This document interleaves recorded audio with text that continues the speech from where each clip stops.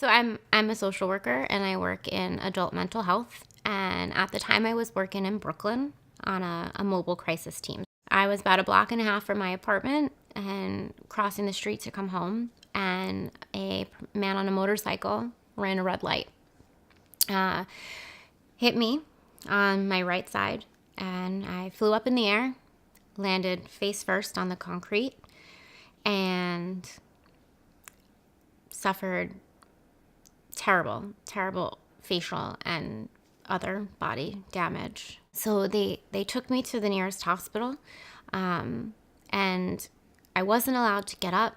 I wasn't allowed to look at anything. When I finally got to the bathroom, and this was only hours after being hit, I had bruising all through here.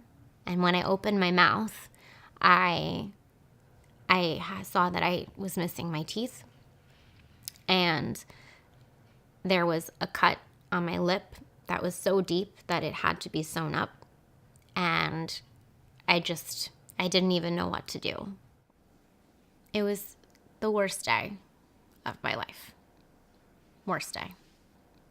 When Rebecca presented to me, she was already pretty traumatized.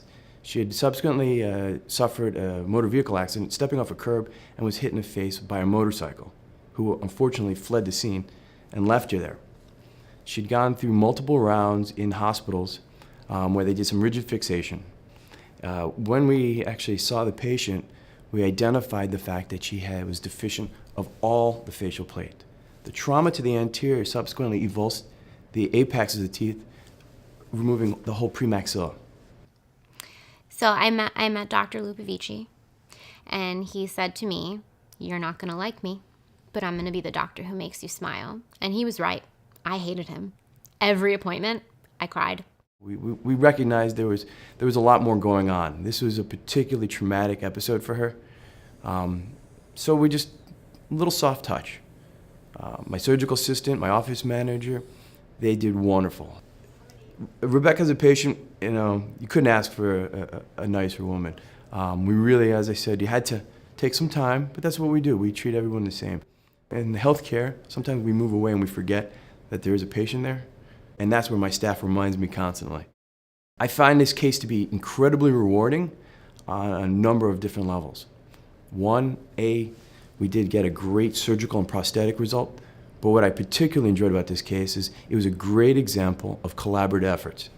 It was a multi-specialty, multi-discipline case that was staged in a sequence that kept Rebecca in a fixed provisional, which allowed us to do all the necessary surgical techniques to regenerate the deficient bone that was lost as a result of the trauma, and then place implants, and then subsequent to final restoration.